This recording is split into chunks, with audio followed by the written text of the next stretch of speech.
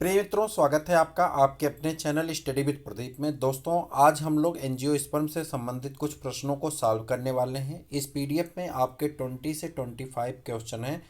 आप इन्हें सॉल्व करिए, ये सभी इंपॉर्टेंट हैं। आज एंजियोस्पर्म से संबंधित कुछ प्रश्न आपके सामने हैं। ये प्रश्न पिछले एग्जामों में पूछे जा चुके हैं, आगे पूछे जाने की संभावना। मैंने पिछले वीडियो में आपसे बताया था कि आर स्क्वायर फार्मूले पे हमारे सभी बोर्ड काम करते हैं। अगर आप थोड़े से परिश्रम कर लेंगे तो आपके लिए बेहतर हो जाएगा। चलिए एक एक करके प्रश्नों को देखते हैं और प्रश्नों के बारे में सॉल्व करते हुए आगे बढ़ते हैं।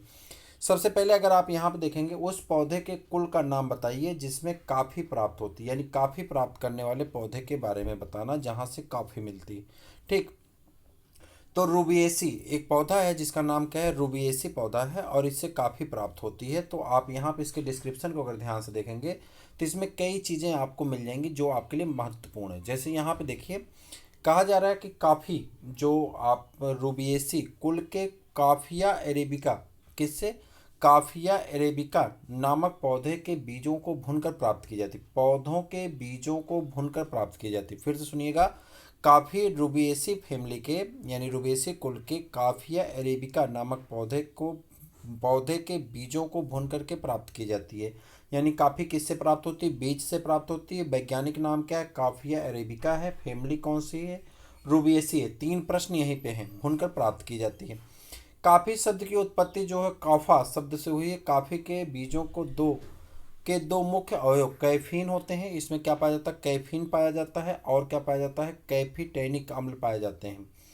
कैफिया की विभिन्न जातियों में कैफीन की मात्रा 0.07% से लेकर के 0.7% 0.75% से लेकर के 2.5% तक होती है। पेय पदार्थ देने वाले पौधा काफिया अरेबिका किस कुल का सदस्य है। पेय पदार्थ देने वाला पौधा काफिया अरेबिका किस कुल का सदस्य है, आपको बताना है। तो आप कहेंगे एपोसाइनेसी कुल का है, रूबिएसी कुल का है, एकेंथेसी कुल का है और सोलेनेसी कुल का है।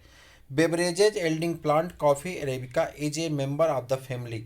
तो ये किसका होता है, रूबिएसी कुल का होता है। किसका होता है, रूबिएसी कुल का होता है। आप जानते हैं अभी पीछे यही प्रश्न हमने डिस्क्रिप्शन में आपके साथ डिस्कस किया।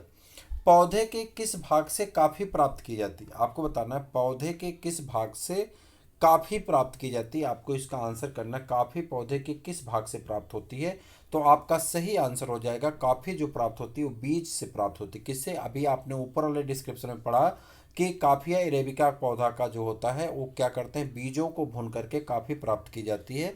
तो आप बताएंगे काफ़ी कहाँ से प्राप्त की जाती है, बीजों को भून करके प्राप्त की जाती है। निम्नलिखित में से कौन सा सुमेलित है, क्वेश्चन नंबर 4 है। आप इसके पहले आपसे एक बात बता दें कि यदि आप चैनल पर नए हैं, चैनल को सब्सक्राइब नहीं किए हैं तो चैनल को सब्सक्राइब कर लें, क्योंकि आपके काम की बहुत सारी क्लास यहाँ से चलाई जा रही हैं। हमने सीटेट के बैच को स्टार्ट कर दिया। साइंस ग्रुप के जितने भी मित्र हैं, सीटेट के प्रैक्टिस पेपर को अवश्य करें, आपके लिए बहुत बेहतरीन है और आपको बहुत लाभ मिलेगा। निम्नलिखित में से कौन सा सुमेलित है, आपको बताना है। गाजर अपस्थानिक जड़ें, आलू पंबासा जड़ें, बरगद प्रोप जड़ें और शकरकंद मूसला जड़ें। आपको बताना है कौन सा यहाँ पे। तो बरगद में जो जड़ पाई जाती है, जैसे बरगद होता है तो इसकी शाखाओं से ऐसे निकले होते हैं, ऐसे रूट को हम लोग प्रोप रूट कहते हैं। आपने पढ़ा होगा कहाँ पे, चैप्टर नंबर 5 में, क्लास 11 के। ठीक है, एनसीईआरटी की क्लास भी हम आपकी बहुत जल्दी स्टार्ट करने वाले हैं। तो बनियान ट्री में प्रोप रूट जो है इसका सही है, बाकी सभी क्या थे, गलत थे। बरगद में प्रोप जड़ें पाई जाती हैं। ये अपस्थानिक जड़ें वृक्ष के तने की शाखाओं से निकलते हैं और इसके अतिरिक्त सहारा देने का कार्य करते हैं, सहारा प्रदान करते हैं। ठीक है, उसके बाद है न्यूमेटोफोर, इनमें सहायक होते हैं। न्यूमेटोफोर इनमें सहायक होते हैं, किन में, तो न्यूमेटोफोर जो होता है ये पाए जाते हैं। न्यूमेटोफोर किस में, श्वसन मूल जड़ों में पाए जाते हैं, श्वसन में सहायक होते हैं। दलदल में पाए जाने वाले वृक्षों में श्वसन में सहायक होते हैं। न्यूमेटोफोर श्वसन में सहायक होते हैं। ये वायवीय जड़ें दलदल से बाहर सीधे निकल जाती हैं और खूंटी जैसी संरचना बनाती हैं। ये जड़ें ऋणात्मक यानी नेगेटिव जियोट्रॉपिज्म का काम करती हैं, ऋणात्मक गुरुत्वाकर्षी होती हैं। इन पर अनेक छिद्र पाए जाते हैं, जड़ों के ऊपर क्या होते हैं, अनेक छिद्र पाए जाते हैं। अन्य तथ्य देखें, ये जड़ें लवण मृदोद्भिद पौधों के आकार की अनुकूलन की विशेषता प्रदर्शित करते हैं। ये जड़ें राइजोफोरा, सोनेरेसिया, एबिसीनिया आदि में पाई जाती हैं। राइजोफोरा सबसे फेमस एग्जाम्पल इसका है और बाकी ये हैं सोनेरेसिया और एबिसीनिया में पाई जाती हैं। ये जड़ें मैंग्रोव पौधों में विशेष लक्षण रखती हैं। ये जड़ें मैंग्रोव पौधों के विशेष लक्षण रखती हैं। तो आपका ये भी हो गया। आगे बढ़ जाएं। न्यूमेटोफोर एक विशेष प्रकार की परिवर्तित जड़ है जो मदद करती है। तो अभी आपने इसी प्रश्न का डिस्क्रिप्शन किया। किस में मदद करती है? श्वसन में मदद करती है।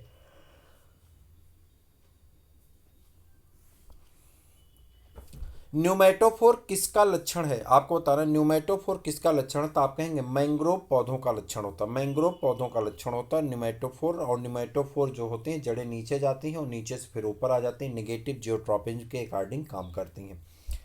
निमेटोफोर पाए जाते हैं। अब निमेटोफोर देखिए, यहाँ 4 ऑप्शन अभी आपने पढ़ा था। तो एबीसीनिया में पाए जाते हैं। किस में पाए जाते हैं? एबीसीनिया में पाए जाते हैं। याद रखिएगा। देखिए यहाँ पे आपको बताया गया था, हमने कहा ना कि आर स्क्वायर पे काम होता है। तो रिपीटेड और रिलेटेड क्वेश्चन यहाँ पे देखिए। तो आपने देखा कि यहाँ पे राइजोफोरा, सोनेरेसिया और एबिसिनिया। अब यही एबिसिनिया अगर आप यहाँ से पढ़े रहे और यही प्रश्न में पूछ लिया गया, चूंकि यहाँ पे ऑप्शन आप बड़े आराम से एबिसिनिया को ढूंढ सकते हैं।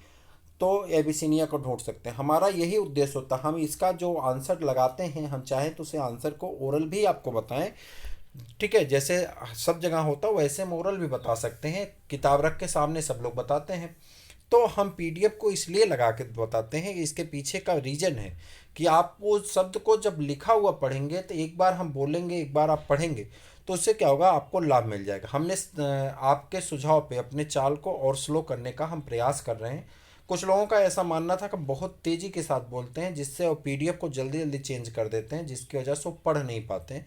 तो हमारा प्रयास ये है कि हम थोड़ी स्थिरता के साथ चलें। और आप, हमें ये लगता था कि आप जल्दी जल्दी रिवीजन कर लें, लेकिन कुछ लोगों को ऐसा है कि हम पढ़ नहीं पाते हैं और आप जल्दी से चेंज कर देते हैं। तो अब हम धीरे धीरे चलेंगे और एक एक प्रश्नों को आसानी से पढ़ते हुए आगे बढ़ेंगे। ठीक है। तो यहाँ पे अगर आपके सामने देखिए तो प्रश्न है, निम्नलिखित में से कौन सा मृदोद्भिद का उदाहरण नहीं है? मृदोद्भिद का उदाहरण नहीं है। मृदोद्भिद को हैलोफाइट कहते हैं। हैलोफाइट का उदाहरण नहीं है, आपको बताना है। 4 ऑप्शन रखे गए हैं यहाँ पे। तो पहला ऑप्शन है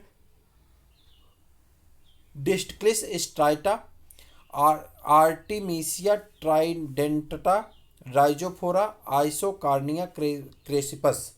विच of the following is the not halophytic? और एक कौन होता है? एक कार्निया क्रिस्पस होता है जो आपका सही आंसर होता है, एक कार्निया क्रिस्पस। अब यहाँ पाइए, लवण मृदोद्भिद या हेलोफाइट्स वे पौधे होते हैं जो कि दलदली भागों में उगते हैं जहाँ लवण की सांद्रता अत्यधिक होती है। एक कार्निया क्रेसिपस अलवणीय जल में उगता है तथा उसे प्रदूषित करता है। एक कार्निया क्रिस्पस जो है ये लवणीय जल में उगता है और उसे प्रदूषित करता है। ये आपका सही आंसर हो गया।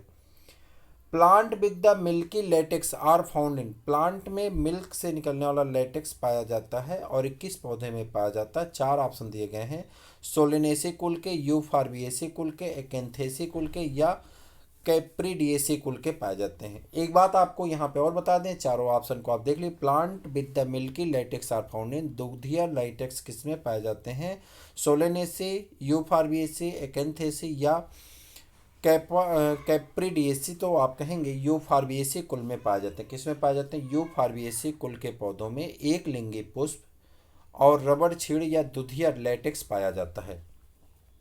रबर का पेड़ जिसका वानस्पतिक नाम, रबर का पेड़, ध्यान से देखिएगा, रबर का पेड़ जिसका वानस्पतिक नाम हेबिया ब्रेसिलेंसिस है। हेबिया ब्रेसिलेंसिस है जिसका वैज्ञानिक नाम किसका? रबर के पौधे का वानस्पतिक नाम क्या है?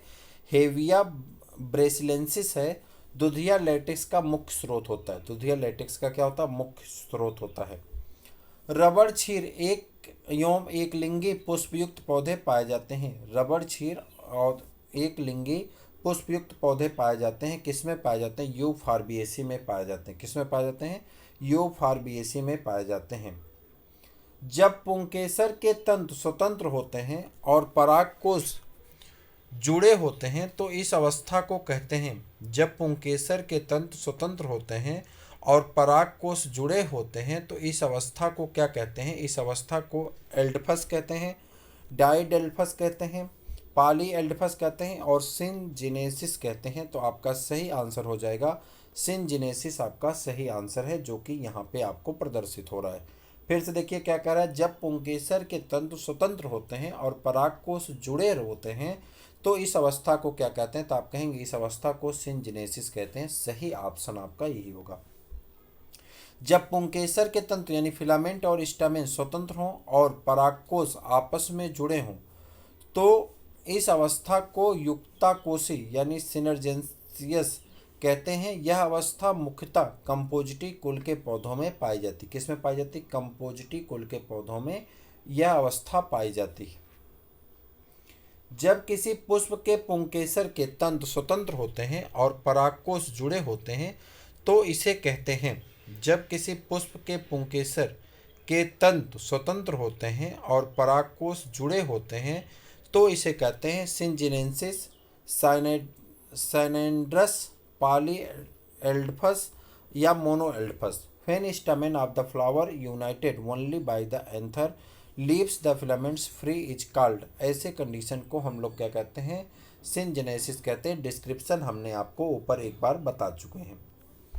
अगला प्रश्न आपके सामने कुछ इस प्रकार से है, आपको इसका आंसर करना है। निम्नलिखित किस पौधे के भित्ति बीजांडान्यास पाया जाता है? निम्नलिखित किस पौधे में भित्ति बीजांडान्यास पाया जाता है? चना में, आलू में, गेंदा में, सरसों में। In which of the following plants placentation is found in the parietal? किसमें पेराइटल टाइप का प्लेसेंटेशन पाया जाता है आपको बताना है। ग्राम में, पोटैटो में, मेरीगोल्ड में या मस्टर्ड में? तो आपका सही आंसर क्या होता है? मस्टर्ड होता है। सरसों में पाए जाते हैं। ठीक है। भित्ति बीजांडसन सरसों में पाया जाता है। सरसों क्रूसिफेरी कुल का पौधा है। क्रूसिफेरी कुल का वैकल्पिक या नया नाम ब्रेसिकेसी है। वैकल्पिक या नया नाम क्या है? ब्रेसिकेसी है। क्रूसिफेरी कुल का नया नाम ब्रेसिकेसी या ब्रेसिकेसी। ठीक है। क्रूसिफेरी का वैकल्पिक नाम क्या होगा? अभी आपने कहा ब्रेसिकेसी होगा, ऊपर आपने इसी प्रश्न का डिस्क्रिप्शन किया था तो ब्रेसिकेसी होगा। सेम प्रश्न रिपीट हुआ है। यहाँ पे देखिए ये प्रश्न आया था आपका पीजीटी बायोलॉजी 2000 किसमें? एक सेकंड, पीजीटी बायोलॉजी कहाँ चला गया? अरे पीजीटी बायोलॉजी किस में आता है ये प्रश्न? देखिए आपका पीजीटी बायोलॉजी 2002 में, और यही प्रश्न सेम रिपीट होता है कहाँ पे? यहाँ पे ये पीजीटी बायोलॉजी में रिपीट होता है 2000 में, यानी 2000 में भी आया, 2002 में भी आया। ठीक। क्रूसिफेरी कुल का नवीन नाम क्या है? क्रूसिफेरी कुल का नवीन नाम क्या है? 2011 में भी यही रिपीट हो गया। कुछ लोग कहेंगे 7 साल बाद रिपीट हुआ, प्रश्न रिपीट हुआ, तो उससे क्या मतलब है? ब्रेसिकेसी आप याद करिए, अपने प्रश्न के साथ सही जाइए। आपको अगर प्रश्न मिले तो उसे गलत मत करिएगा। जिस कुल के सदस्यों में सिनग्रीन पाया जाता है उसे क्या कहते हैं? मालवेसी में, रूटेसी में, ब्रेसिकेसी में, इनमें से किसी में नहीं। तो sinigrin is the present in the members of the family, तो आप कहेंगे ब्रेसिकेसी। किसकी फैमिली में पाए जाते हैं? ब्रेसिकेसी की फैमिली में पाए जाते हैं। सिनग्रीन जिसका रासायनिक नाम एली ग्लाइकोसिनेट या प्रोपेनिल ग्लाइकोसेलोनेट है, ये एक प्राकृतिक एलिफेंटिक यौगिक है जो ब्रेसिकेसी कुल के सदस्य जैसे कि ब्रोकली, सरसों के बीज आदि में पाया जाता है।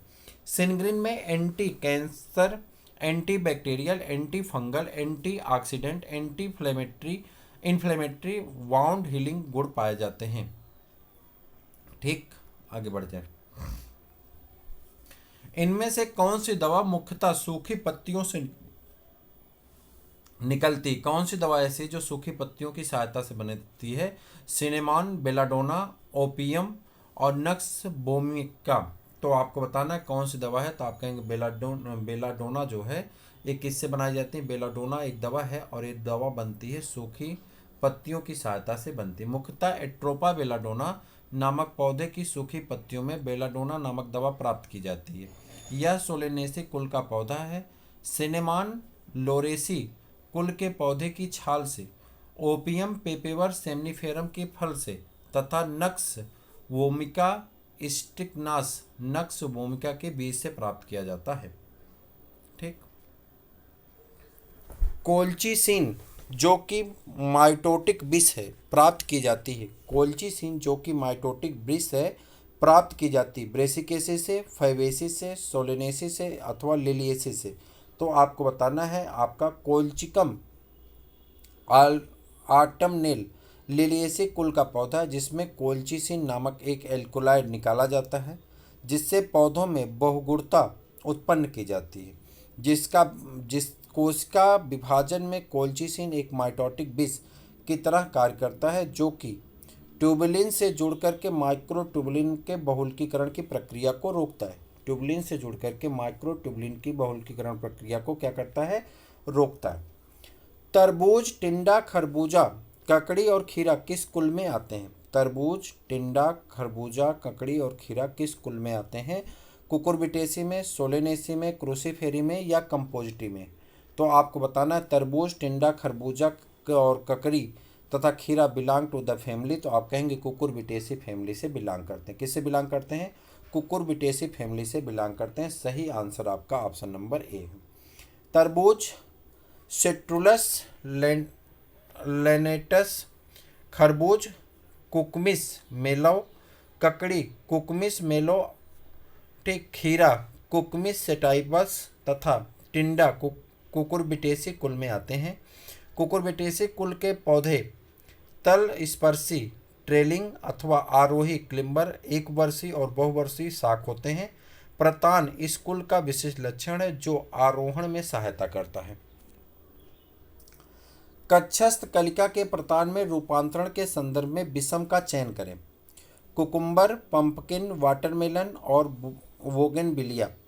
तो कुकुम्बर, पंपकिन, वाटरमेलन और बोगनविला आपको बताना है कौन सा आपका सही है। तो आप कहेंगे बोगनविला जो है ये आपका सही आंसर हो जाता है। ऑप्शन पे आते हैं।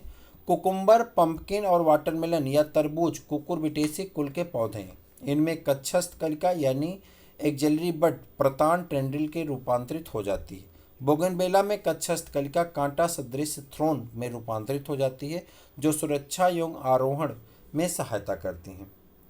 वर्ग में सपुमंगी, ठीक है, सिंड्रोमस पुंकेसर पॉलिंड्रेन या स्टामेन आप पाया जाता कहाँ पे? Syngenesious stamen are found in the family, किस फैमिली में पाया जाता है? एस्ट्रेसी में, मालवेसी में, कुकुरबिटेसी में, पैप्लियोनेसी में किस में पाया जाता? तो आपको ये बताना है सही आंसर क्या होगा। तो आप कहेंगे ये पाया जाता कुकुरबिटेसी में, और इसको कहते हैं समपुमंगी पुंकेसर। आपस में तंतु तथा परागकोश दोनों द्वारा जुड़े होते हैं। कुकुरबिटेसी कुल के पौधों में ऐसी व्यवस्था होती है। अगला प्रश्न आपका है, समपुष्पी जीविकाकार मुंडक पुष्पक्रम का उदाहरण है। हेलियंथस में, सोंकस में, एजिरेटम में या लिफ्टा में? तो आपका सही आंसर है सोंकस में। समपुष्पी जीविकाकार मुंडक पुष्पक्रम सोंकस में पाया जाता है। इसमें मुंडक के सभी पुष्पक एक ब्यास समेत जीविकाकार और उभयलिंगी होते हैं। Epigynous flowers are found in, epigynous flower किस में पाया जाता है? तो आप कहेंगे कुकुरबिटेसी में। जाइगोपरिक या एपिगाइनस पुष्प प्रायः कुकुरबिटा कुल के पादपों में, लौकी, खीरा, ककड़ी इत्यादि में पाए जाते हैं। फैमिली कुकुरबिटेसी गण के संबंधित हैं, यानी फैमिली कुकुरबिटेसी गण से संबंधित हैं। तो आप कहेंगे फिलाइडेल्स, पेसिफ्लोरल्स, सैम्पिनेडेल्स, मालवेल्स। तो आपका सही आंसर हो जाएगा पेल्सीफेरल्स। जिम्नोस्पर्म में डाइकाट में 3 सीरीज पॉलीपेप्ली, गैमोपेप्ली तथा मोनोक्लेमाइडी, जिनमें पॉलीपेप्ली के गण पॉलीफ्लोरल्स में फैमिली कुकुरबिटेसी सम्मिलित होते हैं। तो ये हो गए आपके कुछ महत्वपूर्ण प्रश्न। पहला सेगमेंट था एंजियोस्पर्म का। मुझे उम्मीद है कि आपको अच्छा लगा होगा। अपने मित्रों को भी शेयर करिए, लाइक करिए, सब्सक्राइब करिए। फिर हम लोग मिलते हैं किसी और वीडियो में, किसी और क्लास में। तब तक के लिए इजाज़त दीजिए। जय।